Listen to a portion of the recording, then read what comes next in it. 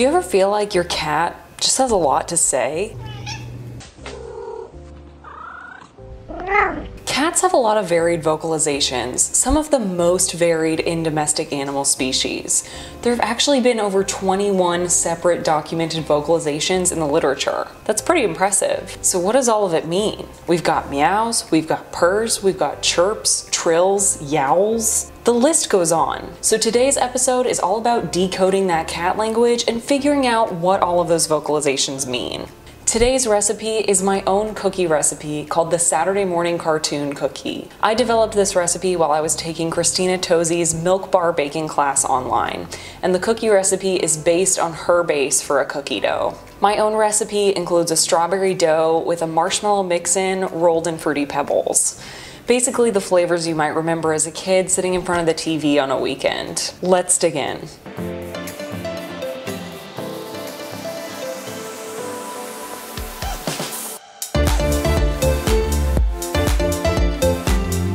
Hey there, I'm Dr. Steph, a veterinarian who loves to bake. In my videos, we'll go over a pet care topic while we bake a fun recipe. If you're more interested in my Saturday morning cookies or learning about my milk bar baking class online, go ahead and skip to the time listed above to get to the recipe. I also post all of my recipes and more fun information on my website at drsteph.com. Let's start off with a classic, the meow. You know, the sound that you know a cat for. And cats have known this sound for a long time too. A cat learns this vocalization from birth, and in development it serves to communicate to their mom. As cats grow though, they don't actually meow at each other very much in normal life, but they do learn as our pets to meow for us a lot, for various things, for food, for attention, or for whatever their human servant needs to attend to them for.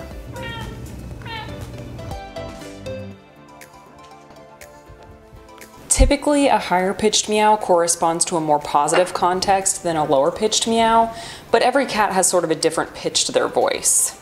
If your cat's meow has changed recently or sounds very different than it did before, talk to your vet about this as it can be an indicator of disease. If your cat loves to watch the birds outside your window, then you may have heard this sound before. A chatter is a sort of short and rapid jaw movement in cats, sometimes accompanied by a little vocalization at the same time, but oftentimes silent. And it's often associated with a cat observing prey that is just out of their reach. It's described as a displacement behavior, which means a behavioral response to a stimulus that's not necessarily directly in context with that stimulus. For example, a cat that's anxious or stressed may start over-grooming as a displacement behavior. Some theories describe the chatter as sort of a practice bite when looking at prey. It'd be kind of nice if we could ask him if that's true. Have you ever heard of a vocalization called a trill in cats? This one is actually one of my favorites. It's kind of like a short version of a purr mixed with a vocalization. This one is described classically as a greeting call, and they'll do it both to other cats and to people.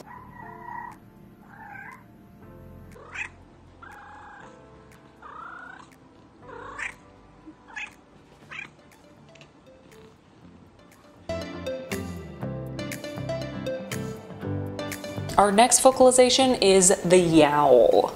Sounds pretty intense, right? If you have a cat, you have likely heard this sound as your cat in some hallway adjacent to your bedroom at 3 in the morning singing the song of its people.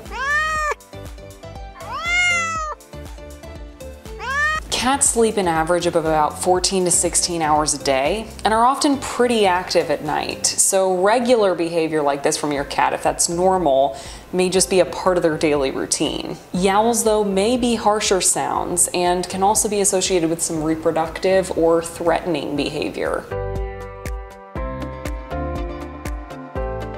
Finally, let's talk about my favorite, the purr. We typically know of the purr in cats as a way for them to tell us that they're happy or content. And for the most part, that is true. The purr is thought to be a communication between kittens and the mom to tell them, all is well, I'm doing fine. And it's also a social cue between cats to say basically the same thing, as well as cats communicating to their owners that they're happy.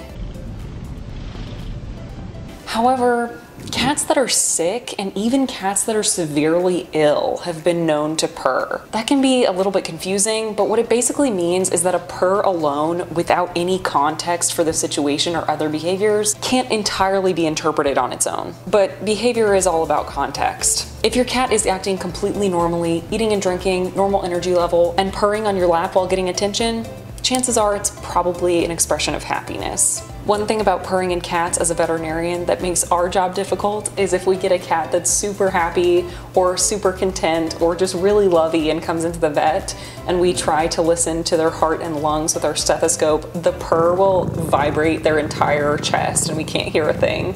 So one of our tricks that we have to learn in vet school is how to distract a cat, get them to smell something different and try to stop the purring so that we can actually do a full physical exam. It's cute and we love for cats to be purring when they come in, but it does make our job a little tough sometimes.